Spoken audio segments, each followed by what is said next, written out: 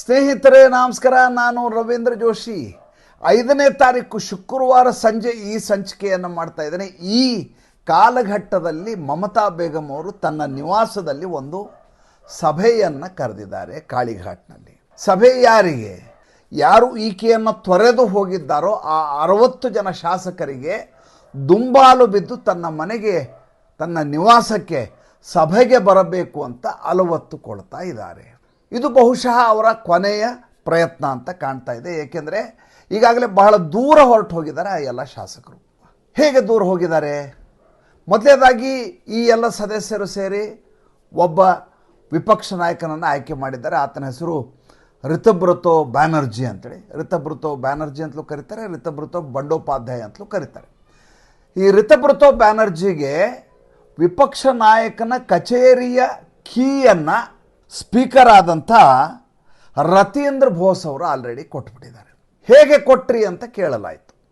ಅಲ್ಲ, ಈಗಾಗಲೇ ಶೋಭನ್ ಬಾಬು ಚಟರ್ಜಿ ಅನ್ನೋರನ್ನ ವಿಪಕ್ಷ ನಾಯಕನನ್ನಾಗಿ ಮಾಡಲಾಗಿತ್ತು. ಹಾಗೆ ಮಾಡಿದ ಸಂದರ್ಭದಲ್ಲಿ ನೀವು ಅವರಿಗೆ ಕೀ ಕೊಡಲಾರದೆ, ಆ ಕಚೇರಿಯ ವಿಪಕ್ಷ ನಾಯಕನ ಕಚೇರಿಯ ಕೀ ಕೊಡಲಾರದೆ, ಈಗ ಇದ್ದಕ್ಕಿದ್ದ ಹಾಗೆ ಬಂಡುಕೋರರ ಪರವಾಗಿ ಬಂದ ವ್ಯಕ್ತಿಗೆ ಹೇಗೆ ನೀವು ಚಾವಿ ಕೊಟ್ರಿ? ಅದಕ್ಕೆ ಅವರು ಸಾಂವಿಧಾನಿಕವಾದ ನಡೆ, ಶಿಷ್ಟಾಚಾರದ ಬಗ್ಗೆ ಮಾತಾಡ್ತಾರೆ. ರತೀಂದ್ರ ಬೋಸ್ ಹೇಳ್ತಾರೆ, ಇಬ್ಬರು ವ್ಯಕ್ತಿಗಳನ್ನು ನಾವು ವಜಾ ಮಾಡಿದ್ದೇವೆ ಅಂತ TMC ಅಂತ ಹೇಳಲಾಗ್ತಾ ಇದೆ. ಒಬ್ಬರು ಸಂದೀಪನ್ ಸಹ ಅಂತಾರೆ, ಇನ್ನೊಬ್ಬ ರಿತಬ್ರತೋ ಬ್ಯಾನರ್ಜಿ. ಇಬ್ಬರನ್ನು ತೆಗೆಯುವುದಕ್ಕಿಂತ ಮುಂಚೆ ಅವ್ರಿಗೆ ಶೋಕಾಸ್ ನೋಟಿಸ್ ಕೊಡಬೇಕು. ನೀವು ಈ ರೀತಿ ಶಿಸ್ತನ್ನು ಉಲ್ಲಂಘನೆ ಮಾಡಿದ್ದೀರಿ, ಪಕ್ಷದ ಚಟುವಟಿಕೆಗೆ ವಿರುದ್ಧವಾಗಿ ನಡ್ಕೊಂಡಿದ್ದೀರಿ, ಆದ್ದರಿಂದ ನಿಮ್ಮನ್ನು ಯಾಕೆ ಪಕ್ಷದಿಂದ ಅಮಾನತುಗೊಳಿಸಬಾರ್ದು ಅಥವಾ ವಜಾ ಮಾಡಬಾರ್ದು ಅಂತ ಒಂದು ನೋಟಿಸ್ ಕೊಡಬೇಕು. ಅದಕ್ಕೆ ಅವರು ಉತ್ತರವನ್ನು ಕೊಡಬೇಕು. ಅದು ಸಮಿತಿಯಲ್ಲಿ ಬರಬೇಕು. ಬಂದಾದ ಮೇಲೆ ನೀವು ಉಚ್ಚಾಟನೆಯನ್ನು ಮಾಡಬಹುದೇ ವಿನಃ ಇದ್ದಕ್ಕಿದ್ದ ಹಾಗೆ ಒಬ್ಬ ವ್ಯಕ್ತಿಯನ್ನು ನಿಮ್ಮ ಮನೆಗೆ ಕರ್ಕೊಂಡಂಗೆ ಬಾ ಅಂತ ಕರೆಯೋದು, ಬೇಡ ಅಂದ ತಕ್ಷಣ ಹೋಗು ಅನ್ನೋದು, ಹಂಗೆ ಮಾಡಲಿಕ್ಕೆ ಅದು ನಿಮ್ಮ ಮನೆಯಲ್ಲ. ಒಂದು ಚುನಾವಣಾ ಆಯೋಗದಿಂದ ಸಂವಿಧಾನದತ್ತವಾಗಿ ದೊರೆತಂಥ ಅಧಿಕಾರಯುತವಾದಂಥ ಒಂದು ಪಕ್ಷ.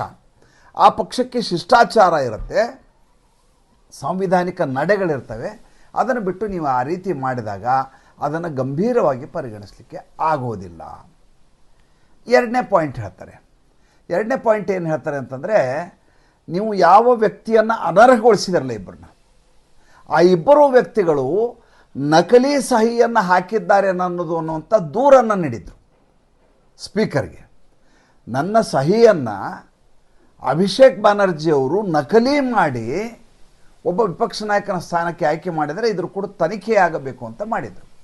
ಇದು ನ್ಯಾಯವನ್ನು ಕೇಳಿಕೊಂಡು ಒಬ್ಬ ಶಾಸಕ ಮಾಡಿದಂಥ ಕೆಲಸ ಅದು. ಹೀಗೆ ಒಂದು ಪ್ರಕರಣ ಪೆಂಡಿಂಗ್ ಇರುವ ಸಂದರ್ಭದಲ್ಲಿ ನೀವು ವಜಾ ಮಾಡಲಿಕ್ಕೆ ಸಾಧ್ಯ ಆಗೋದಿಲ್ಲ. ಆದ್ದರಿಂದ ಆ ವಜಾವನ್ನು ಗಂಭೀರವಾಗಿ ಪರಿಗಣಿಸಲಿಕ್ಕಾಗೋದಿಲ್ಲ. ಆದ್ದರಿಂದ ಈಗ ನಾವು ರಿತಬ್ರತೋ ಬ್ಯಾನರ್ಜಿ ಅವರನ್ನು ವಿಪಕ್ಷ ನಾಯಕನ ಸ್ಥಾನಮಾನವನ್ನು ಕೊಟ್ಟು ಅವರಿಗೆ ಕಚೇರಿಯ ಬೀಗವನ್ನು ಕೊಟ್ಟಿದ್ದೇವೆ. ಅಂದರೆ ಅಲ್ಲಿಗೆ ಮಮತಾ ಬೇಗಂ ಅವರ ಎಲ್ಲ ರೀತಿಯಾದಂಥ ಬಾಣಗಳು ಮುಗಿದೋದು ಅಂತ ಅರ್ಥ.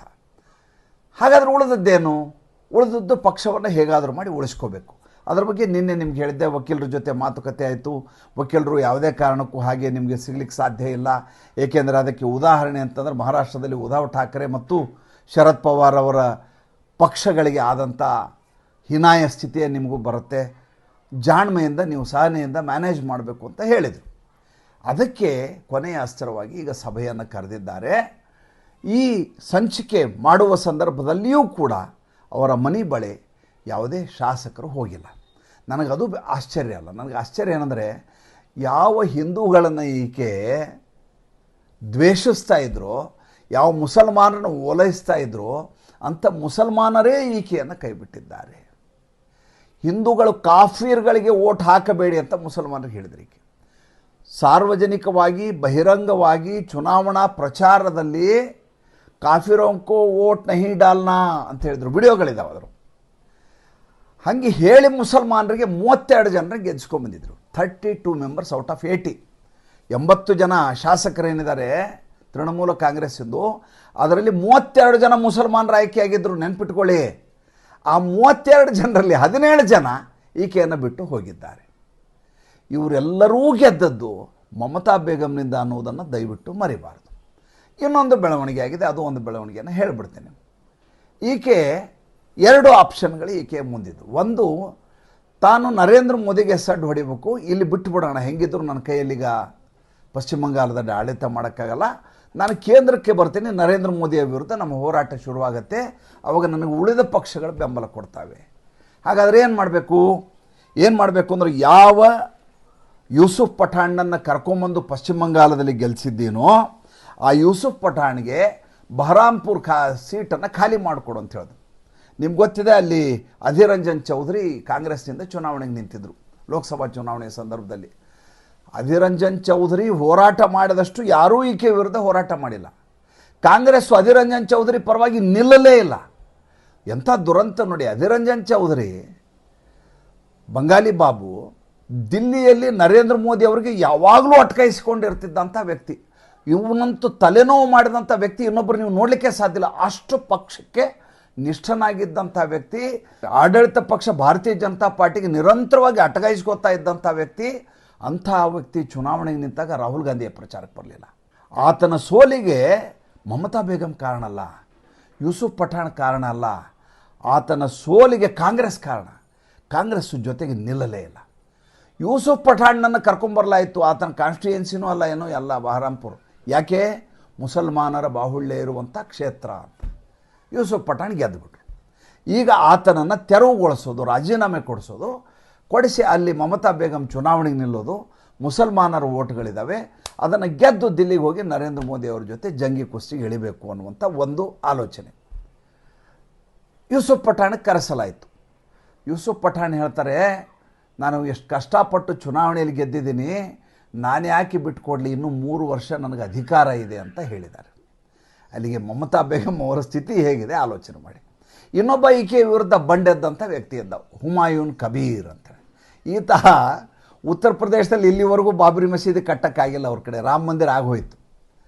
ಉತ್ತರ ಪ್ರದೇಶದಲ್ಲೇ ಕಟ್ಟಿಲ್ಲ, ಅಯೋಧ್ಯೆ ಹೊರಭಾಗದಲ್ಲಿ ಕೊಟ್ಟಂಥ ಜಾಗದಲ್ಲಿ ಕಟ್ಟಲಿಕ್ಕಾಗಿಲ್ಲ. ಈತ ಪಶ್ಚಿಮ ಬಂಗಾಳದಲ್ಲಿ ಬಾಬರಿ ಮಸೀದಿ ಕಟ್ತೀನಿ ಅಂತ ಇಟ್ಟಿಗೆ ತೊಗೊಂಬ ಅಂತ, ನಾವು ಹೆಂಗೆ ರಾಮ ಮಂದಿರಕ್ಕೆ ಇಟ್ಟಿಗೆ ಕೊಟ್ಟಿವಲ್ಲ ಆ ರೀತಿ ಈತ ಕರಸೇವೆ ಮಾಡಿಸಿ ಮಸೀದಿ ಕಟ್ತೀನಿ ಅಂತ ಓಡಾಡ್ತಾ ಇದ್ದ. 2 ಕಡೆ ಚುನಾವಣೆ ನಿಂತಿದ್ದ ಈತ. ಒಂದು ರೇಜಿನಗರ್ ಅಂತ, ಇನ್ನೊಂದು ನೌಡಾ ಅಂತೇಳಿ. 2 ಕಡೆ ಗೆದ್ದುಬಿಟ್ಟ. 2 ಕಡೆ ಮುಸಲ್ಮಾನ ಬಾಹುಳ್ಯ. ಈಗ ಈತ ಒಂದು ಕರೆಯನ್ನು ಕೊಟ್ಟಿದ್ದಾನೆ ಮಮತಾ ಬೇಗಂಗೆ. ಏನಂತ? ರೇಜಿನಗರ ಕ್ಷೇತ್ರವನ್ನು ನಾನು ಬಿಟ್ಟುಕೊಡ್ತಾ ಇದ್ದೀನಿ, 2 ಕಡೆ ಗೆದ್ದಿದ್ದೀನಿ, ಒಂದು ಉಳಿಸ್ಕೊತೀನಿ, ಒಂದು ಬಿಟ್ಟುಕೊಡ್ತೀನಿ. ರೇಜಿನಗರದಲ್ಲಿ ನಮ್ಮ ಬಾಂಧವರು ಜಾಸ್ತಿ ಇದ್ದಾರೆ, ಅಲ್ಲಿ ನಿಂತು ನೀವು ಚುನಾವಣೆಯನ್ನು ಗೆಲ್ಲಿ ಅಂತ. ಸಮಸ್ಯೆ ಏನು ಅಂತಂದರೆ, ಕೇವಲ ಮುಸಲ್ಮಾನ ಬಾಹುಳ್ಯ ಅನ್ನೋದೊಂದೇ ಕೆಲಸಕ್ಕೆ ಬರೋದಿಲ್ಲ. ಅದಕ್ಕೆ ಸಾಕ್ಷಿ ಏನು? ಫಾಲ್ಟಾ ಕ್ಷೇತ್ರದಲ್ಲಿ ನಡೆದಂಥ ವಿದ್ಯಮಾನ, ಡೈಮಂಡ್ ಹಾರ್ಬರ್ನ ಫಾಲ್ಟಾ. ಇತ್ತೀಚೆಗೆ ತಾನೇ ಚುನಾವಣೆ ಆಯಿತು. ಅತಿ ಹೆಚ್ಚು ಮುಸಲ್ಮಾನ ಬಾಹುಳ್ಯ ಇರುವಂಥ ಪ್ರದೇಶ. ಅಲ್ಲಿ 4ನೇ ಸ್ಥಾನಕ್ಕೆ TMC ಹೋಯಿತು, 2ನೇ ಸ್ಥಾನಕ್ಕೆ CPM ಬಂತು, 3ನೇ ಸ್ಥಾನಕ್ಕೆ ಕಾಂಗ್ರೆಸ್ ಹೋಯಿತು. ಭಾರತೀಯ ಜನತಾ ಪಾರ್ಟಿ ಲೀಡಲ್ಲಿ ಗೆದ್ಕೊಂಬಂತು. ಮುಸಲ್ಮಾನರ ಕಾನ್ಸ್ಟಿಟ್ಯೂಯೆನ್ಸಿಯಲ್ಲಿ ನೆನಪಿಟ್ಕೊಳ್ಳಿ. ಈಗ ಮುಸಲ್ಮಾನರೂ ಕೂಡ ಈಕೆಯನ್ನು ಗೆಲ್ಲಿಸಲಿಕ್ಕೆ ಸಾಧ್ಯ ಇಲ್ಲ ಅನ್ನೋದು ಆಕೆಗೆ ಅನುಮಾನ ಶುರುವಾಗಿದೆ. ಹಾಗಾದರೆ ಇರುವಂಥ ದಾರಿ ಏನು? ಹೇಗಾದರೂ ಮಾಡಿ ಕೈ ಕಟ್ಟಿಕೊಂಡು ಕಾಲು ಕಟ್ಟಿಕೊಂಡು ಹೇಗಾದರೂ ಮಾಡಿ ಇರುವಂಥ ಶಾಸಕರನ್ನೇ ಒಂದು ಸ್ವಲ್ಪ ಓಲೈಸಿಕೊಂಡು ಪಕ್ಷವನ್ನು ಉಳಿಸಿಕೊಳ್ಳಬೇಕು ಅನ್ನುವಂಥ ಏಕಮೇವ ಗುರಿಯನ್ನು ಈಕೆ ಇಟ್ಕೊಂಡಿದ್ದಾರೆ. ಅದರ ಮಧ್ಯೆ ಇನ್ನೊಂದು ಬೆಳವಣಿಗೆ ಆಗಿದೆ. ಅದೇನಂದರೆ ಉಸ್ಮಾನ್ ಹಾದಿ ಅನ್ನುವಂಥ ಒಬ್ಬ ಸ್ಟೂಡೆಂಟ್ ಲೀಡ್ರು ಬಾಂಗ್ಲಾದೇಶದಲ್ಲಿ. ಈತ ಸ್ಟೂಡೆಂಟ್ ಲೀಡ್ರ್ ಈತನ ಹತ್ಯೆ ಆಯಿತು. ನಿಮ್ಗೆ ಗೊತ್ತಿರಬೇಕು, ಭಾಳ ದೊಡ್ಡ ಗೃಹ ಯುದ್ಧ ಆಯ್ತಲ್ಲಿ, ಗಲಾಟೆ ಆಯಿತು, ಜಿಹಾದಿಗಳು ಯಾವ ರೀತಿ ದಂಗೆ ಮಾಡಿದ್ರು ಎಲ್ಲ ಗೊತ್ತು. ಮೊನ್ನೆ ಎಸ್ಪ್ಲೇನೆಡ್ನಲ್ಲಿ ಈಕೆ ಒಂದು ಪ್ರತಿಭಟನೆಯನ್ನು ಮಾಡಿದ್ರು, ನಿಮ್ಗೆ ನೆನಪಿರಬೇಕು. ಈ 3 ದಿವಸದ ಕೆಳಗೆ ಒಂದು ದಿವಸ ಸಂಜೆ ಜನರೇ ಇರಲಿಲ್ಲ, MP ಗಳು ಇಲ್ಲ, MLAಗಳು ಇಲ್ಲ, ಈಕೆ ಅಲವತ್ಕೊಂಡು ಇಳಿದು ಹೋದರು ಅನ್ನೋ ಮಾತನ್ನು ಹೇಳಿದ್ದೆ ನಾನು.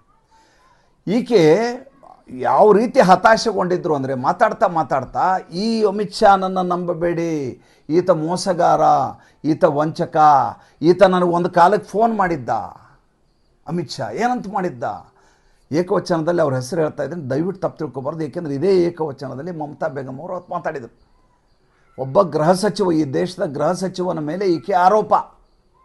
ಏನಂತ ಆಕೆ ಹೇಳ್ತಾರೆ, ಈ ಉಸ್ಮಾನ್ ಹಾದಿಯ ಹತ್ಯೆ ಮಾಡಿದಂಥ ಹಂತಕರಿದಾರಲ್ಲ, ಅವರು ಭಾರತದ ಒಳಗಡೆ ನುಸುಳಿ ಬಂದಿದ್ದಾರೆ ಮೇಘಾಲಯದ ಮೂಲಕ, ಅವ್ರಿಗೆ ನಾವು ಆಶ್ರಯವನ್ನು ಕೊಟ್ಟಿದ್ದೀರಿ ಅಂತ ಹೇಳಿದರೆ, ಒಬ್ಬ ಬಾಂಗ್ಲಾದೇಶದ ಹತ್ಯೆ ಮಾಡಿದಂಥವರ ಹಂತಕರನ್ನು ಭಾರತ ದೇಶ ಗೃಹ ಸಚಿವಾಲಯ ಆಶ್ರಯವನ್ನು ಕೊಟ್ಟಿದೆ. ನೋಡಿ ಎಂಥ ಅಪಾಯಕಾರಿ ಜನ ಇದ್ದಾರೆ ಅಂತ. ಎಂಥ ಮಾತ್ರ ಇದು. ಎರಡು ದೇಶದ ನಂಬಿಕೆಯ ಪ್ರಶ್ನೆ, ವಿಶ್ವಾಸಾರ್ಹತೆಯ ಪ್ರಶ್ನೆ, ಎರಡು ದೇಶಗಳ ಸಂಬಂಧದ ಪ್ರಶ್ನೆ. ಈಗ ತಾನೇ ಅಲ್ಲಿ ಹೊಸ ಪ್ರಧಾನಿ ಬಂದು ಸ್ವಲ್ಪ ಮೊಹಮ್ಮದ್ ಯೂನುಸ್ ಹೋದ್ಮೇಲೆ ಸ್ವಲ್ಪ ಸರಿ ಹೋಗುವಂಥ ಪರಿಸ್ಥಿತಿ ಬಂದಿದೆ. ಆ ಸಂದರ್ಭದಲ್ಲಿ ಈ ರೀತಿ ಹೇಳಿಕೆ ಕೊಡುವ ಮೂಲಕ ಅಮಿತ್ ಶಾನೇ ಈ ರೀತಿ ಹೇಳಿ ಅಲ್ಲಿ ದಂಗೆ ಮಾಡಿಸಿ ಅಲ್ಲಿ ಅವನು ಇಲ್ಲಿ ಇಟ್ಕೊಂಡಿದ್ದಾರೆ ಅಂತ ಆಗ್ಬಿಟ್ರೆ, ಜಾಗತಿಕ ಮಟ್ಟದಲ್ಲಿ ಭಾರತ ದೇಶದ ಸ್ಥಿತಿಗತಿ ಹೇಗಿರುತ್ತೆ, ನಮ್ಮ ಸಂಬಂಧ ಹೇಗಿರುತ್ತೆ ಅನ್ನೋದನ್ನು ಆಲೋಚನೆ ಮಾಡಿ. ಹೇಳ್ತೀನಿ ಅಂತ ಬಾಯಿಗೆ ಬಂದ ಹಾಗೆ ಮಾತಾಡಿ ದಕ್ಕಿಸ್ಕೊಂಡ್ಬಿಡ್ತೀನಿ ಅನ್ನುವಂಥ ಕಾಲಘಟ್ಟದಿಂದ ಈಗ ಆ ಕಾಲಘಟ್ಟ ಮುಗಿದು ಹೋಗಿದೆ. ಅಲ್ಲಿಂದ ಆಚೆ ಆಕೆ ಬರಬೇಕಾಗಿತ್ತು, ಬರಲಿಕ್ಕೆ ಆಕೆಗೆ ಸಾಧ್ಯ ಆಗ್ತಾ ಇಲ್ಲ. ಹೀಗಾಗಿ ಹತಾಶವಾದಂಥ ಹೇಳಿಕೆಯನ್ನು ಕೊಡ್ತಾ ಇದ್ದಾರೆ. ಆಕೆಯ ಮೇಲೆ 2 ದೇಶದ್ರೋಹದ ಮೊಕದ್ದಮೆಗಳನ್ನು ಇವತ್ತು ಬೆಳಗ್ಗೆ ರಿಜಿಸ್ಟರ್ ಮಾಡಲಾಗಿದೆ. ಒಂದು ಕಲ್ಕತ್ತಾದಲ್ಲಿ ಕಮಿಷನರ್ ಆಫ್ ಪೊಲೀಸ್ ಕಲ್ಕತ್ತಾ ಕಚೇರಿಯಲ್ಲಿ ಗೃಹ ಸಚಿವರ ವಿರುದ್ಧ ಈ ರೀತಿ ಕಾನ್ಸ್ಪಿರಸಿ ಮಾಡಿದ್ದಾರೆ ಅನ್ನುವಂಥ ಆರೋಪ ಮಾಡಿದ್ದ ಮಮತಾ ಬೇಗಂ ಅವರ ಮೇಲೆ ದೇಶದ್ರೋಹದ ಮೊಕದ್ದಮೆ ಹಾಕಲಾಗಿದೆ. ಸಿಲಿಗುರಿಯಲ್ಲಿ ಇನ್ನೊಂದು ಕೇಸ್ ಹಾಕಲಾಗಿದೆ. ಈ ಕೇಸಲ್ಲಿ ಆಕೆ ತಪ್ಪಿಸ್ಕೊಳ್ಳಿಕ್ಕೆ ಸಾಧ್ಯವೇ ಇಲ್ಲ. ಬೇರೆ ಯಾವುದೇ ಕೇಸಲ್ಲಿ ಜಾಮೀನು ತರ್ಬೋದು, ಮತ್ತೊಂದು ಮಾಡ್ಬೋದು. ದೇಶದ್ರೋಹದ ಸೆಕ್ಷನ್ಗಳನ್ನು ಹಾಕಿದ ಪ್ರಕರಣದಲ್ಲಿ ಒಬ್ಬ ವ್ಯಕ್ತಿ ತಪ್ಪಿಸ್ಕೊಳ್ಳೋದು ಭಾರಿ ಕಷ್ಟ. ಮತ್ತು ಮುಂದಿನ ಸಂಚಿಕೆಯಲ್ಲಿ ಹೊಸ ವಿಷಯದೊಂದಿಗೆ ಬರ್ತೀನಿ. ಸಂಚಿಕೆ ಇಷ್ಟ ಆದರೆ ಲೈಕ್ ಮಾಡಿ, ಫಾಲೋ ಮಾಡಿ, ಶೇರ್ ಮಾಡಿ. ನಮ್ಮ ಮುಕ್ತ ಪತ್ರಿಕೋದ್ಯಮಕ್ಕೆ ದಯವಿಟ್ಟು ಆರ್ಥಿಕವಾಗಿ ಬೆಂಗಾವಲಾಗಿ ನಮಸ್ಕಾರ.